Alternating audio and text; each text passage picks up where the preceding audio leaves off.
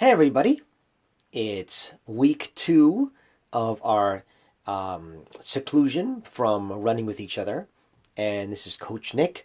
And as I promised, at 7:05 every week after our warm-ups, we will have running questions for the week.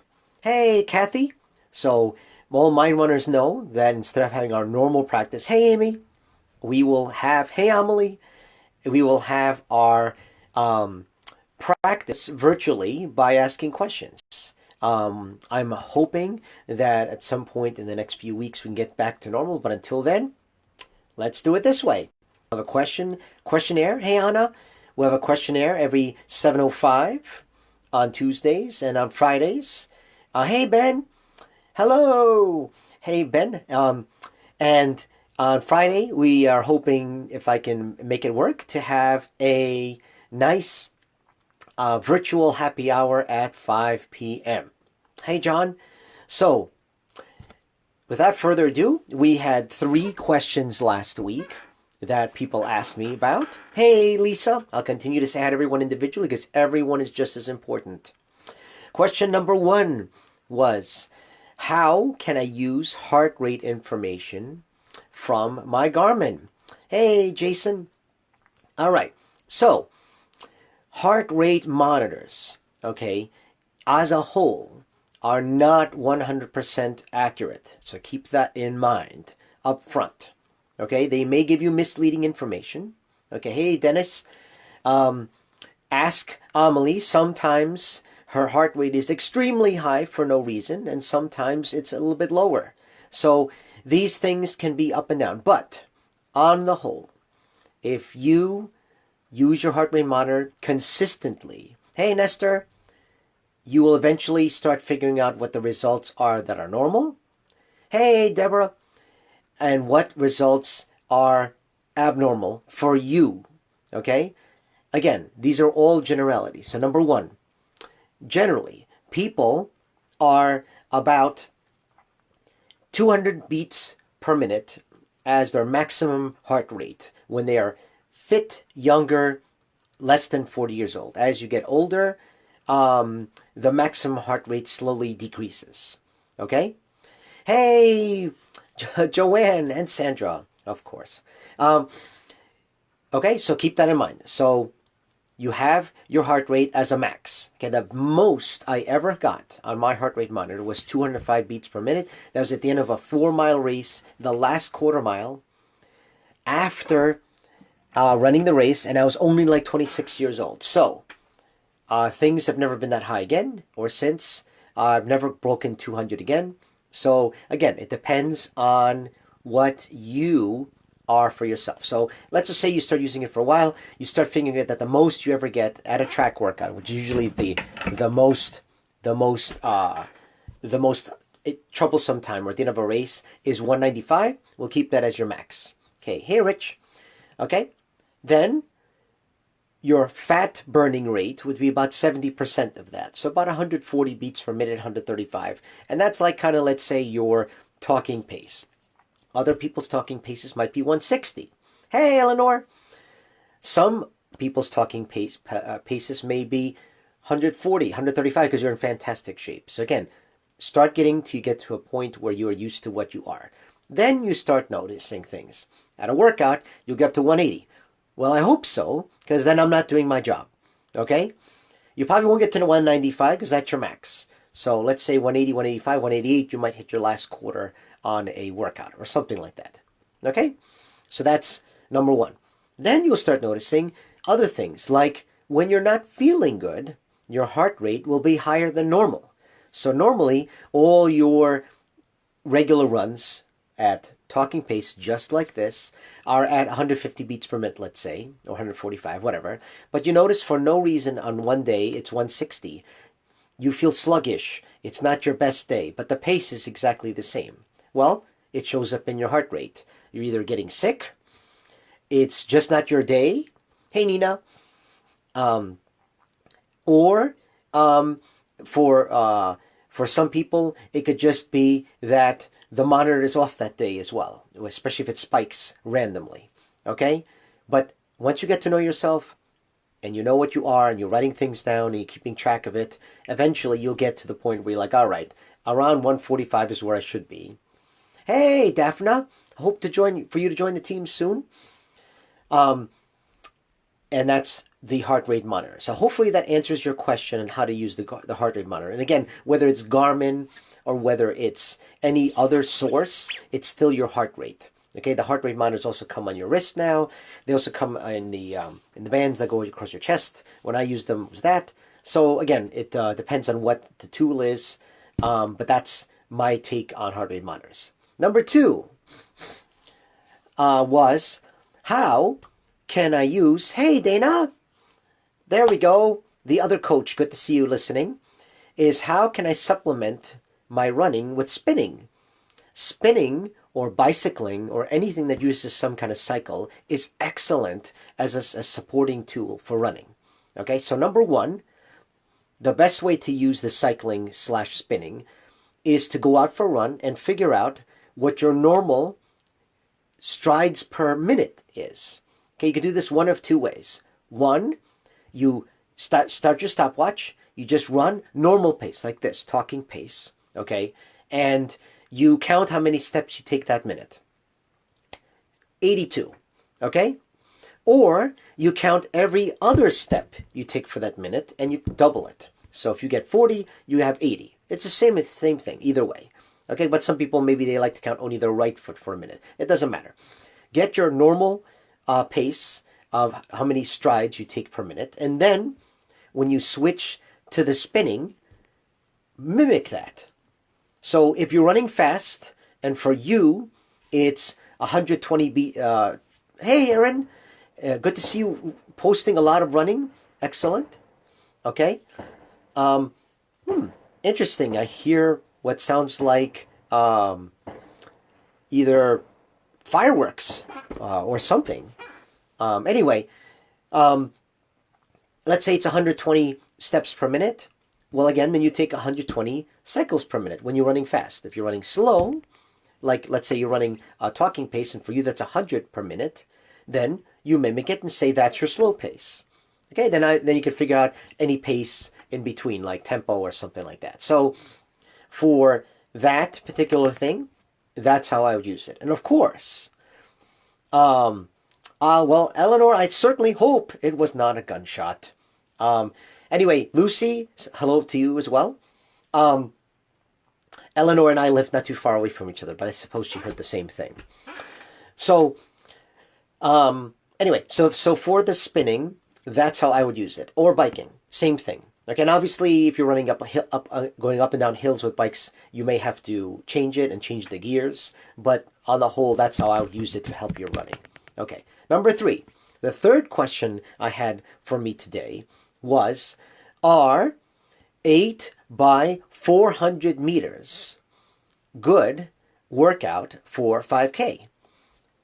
And again, I always say it depends, because it depends how you use it. So, number 1, okay, 8 by 400 meters, 8 by 1 lap with a specific rest, gunning for a specific time, is a perfect interval workout, because you're having an interval of time that you're running and an interval of rest. That's why it's called an interval workout, a track workout.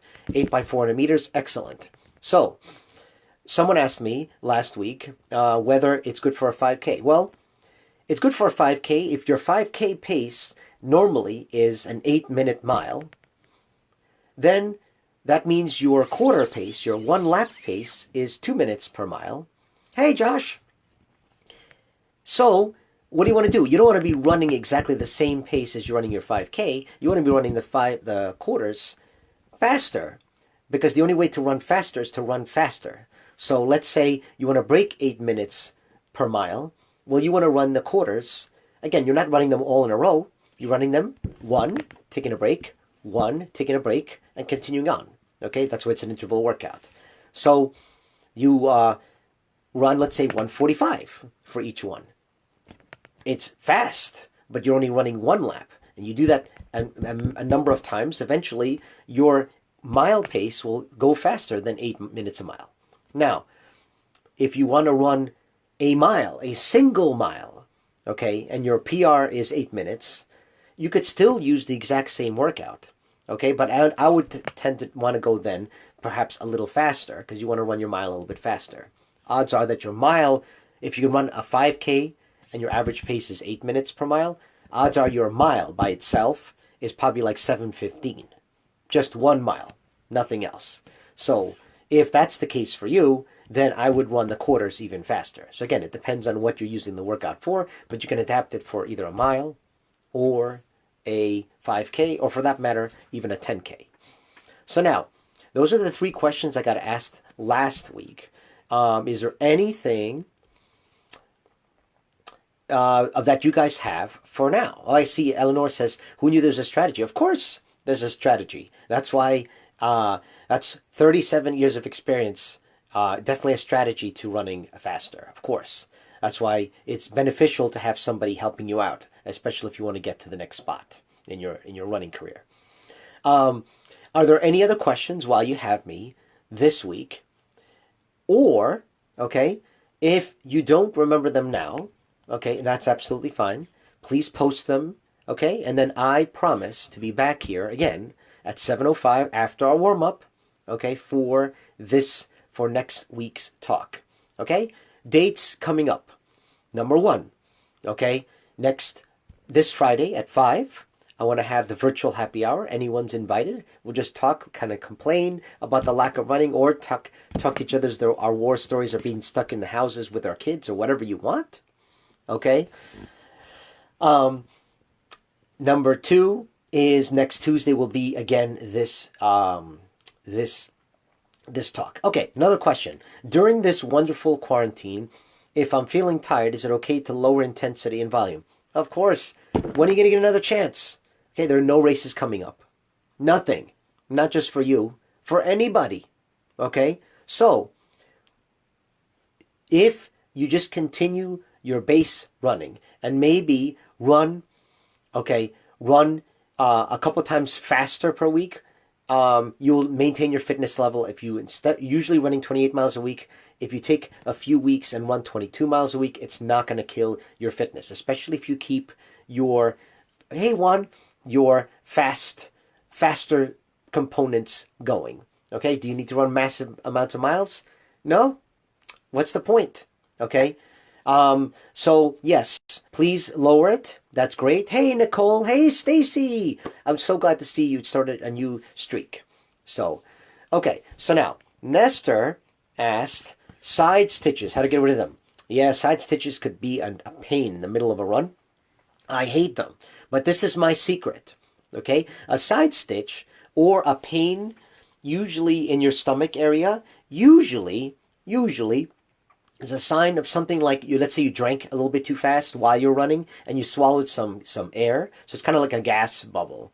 Okay? So what I do is while I'm still running, I can't really show it to you, but let's just say you're running. Okay?